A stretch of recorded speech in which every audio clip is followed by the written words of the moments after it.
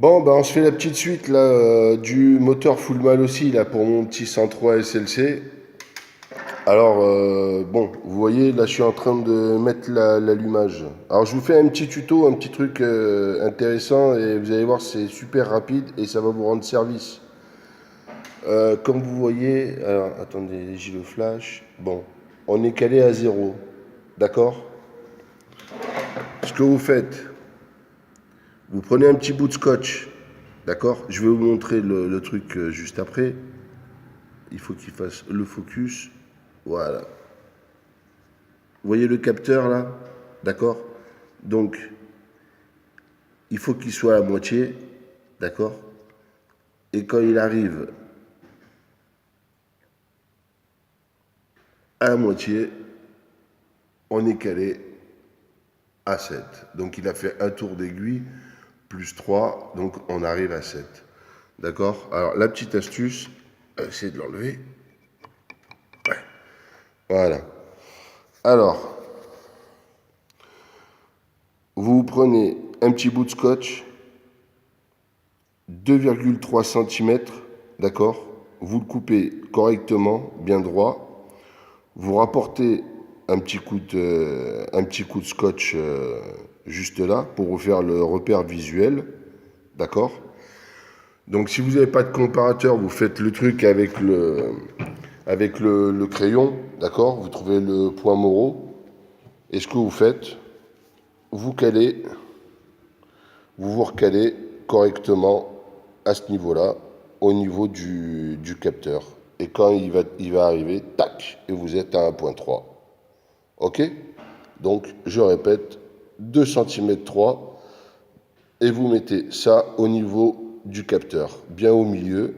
Comme ça, quand il arrive, eh ben, vous serez pile dedans. Voilà.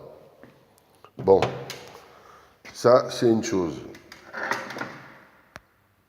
Lui, de toutes les manières, je vais enlever la bobine parce que c'est une que j'en ai en plus, et la platine qui va avec.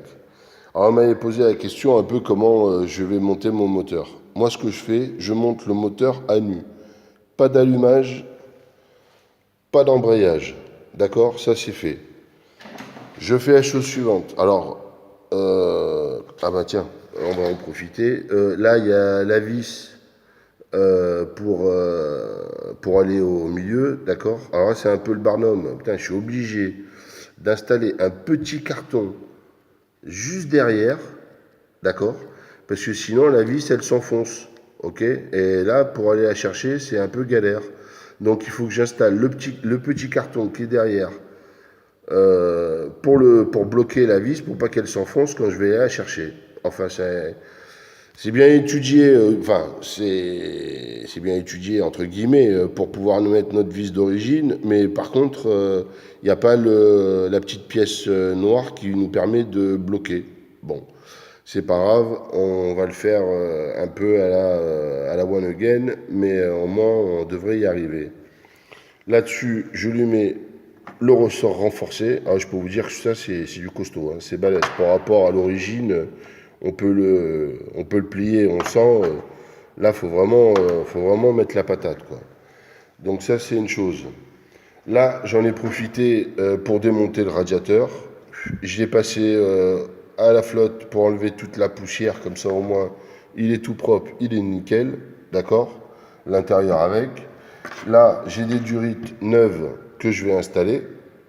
Comme ça, au moins, là, on est tranquille. Ensuite, ben là, j'ai c'est des bandes thermiques, vous savez, pour les pots d'échappement. C'est pour mettre. Pour voilà, mon pot d'échappement, il est là, je l'ai tout nettoyé, dégraissé. C'est pour pouvoir mettre autour, là, faire plus joli, parce que j'avais un truc en caoutchouc et franchement, ça fait vilain, quoi. Donc, en premier, moi je fais la chose suivante. Je monte le moteur à nu, sans l'allumage, sans l'embrayage et sans le pot d'échappement. Je le monte, je l'installe. Ensuite, j'installe mon pot d'échappement. Pourquoi? Parce qu'on est d'accord que en dessous, il y a les vis. D'accord? Bon, le problème, c'est que les vis, elles vont être. On va voir l'exemple. Voilà, c'est que les espaces, ils sont très limités pour bosser. D'accord? Alors, On se fait pas, on s'emmerde pas, on installe le pot d'échappement, on le règle correctement, comme il doit être, pour pas être emmerdé avec les pédales, les béquilles, machin. Voilà, ça c'est une chose. Ensuite, moi je passe directement à l'allumage. D'accord? Une fois que le moteur il est monté, qu'il est fixé par son axe, donc je monte l'allumage, d'accord? Correctement. Je fais mon calage. Ça, c'est une chose de faite. Ensuite, de l'autre côté, on est d'accord que vous avez le côté plat. Moi, ce que je fais, alors, elle est où? Je sais pas celle-là. Bref, enfin, c'est une clé de 12, d'accord?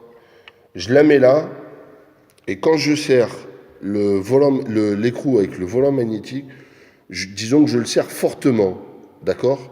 Pourquoi? Parce que vous serez plus amené à démonter le vario que retoucher l'allumage.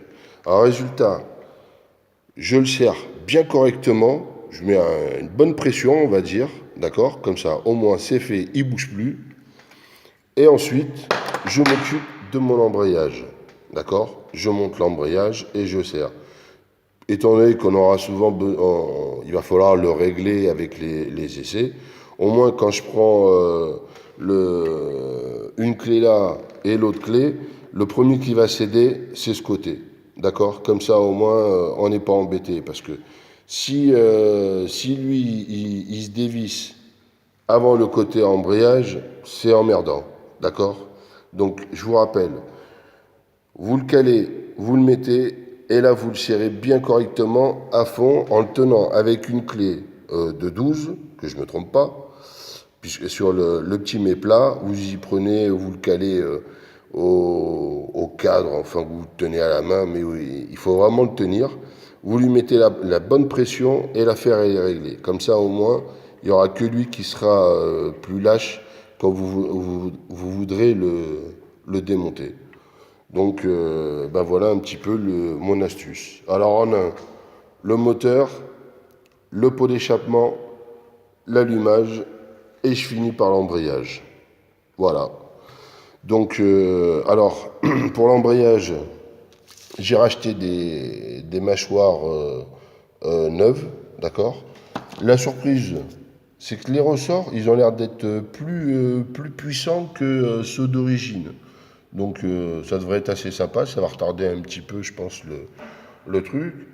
Après, là j'ai le carbu, ben on va s'en occuper. L'autre il est encore là, je vais le démonter. Comme ça on va lui refaire le câblage tranquillement, quoi. Voilà. Donc lui il va tomber, on va passer à autre chose. J'en ai profité pour mettre un petit coup de nettoyage derrière parce que c'était franchement dégueulasse. Moi, j'ai gardé la bobine d'origine, d'accord. La version, le boîtier électronique, ouais, c'est ça. Moi, je l'ai installé là parce que comme le SLC, c'est la version à rupteur, il n'y a pas la petite patte qui va bien pour l'installer. Mais bon, moi, je l'ai fixé en isolant sur un câble. Voilà, franchement, pas emmerdé, tranquille, quoi. Voilà, c'est un peu l'idée.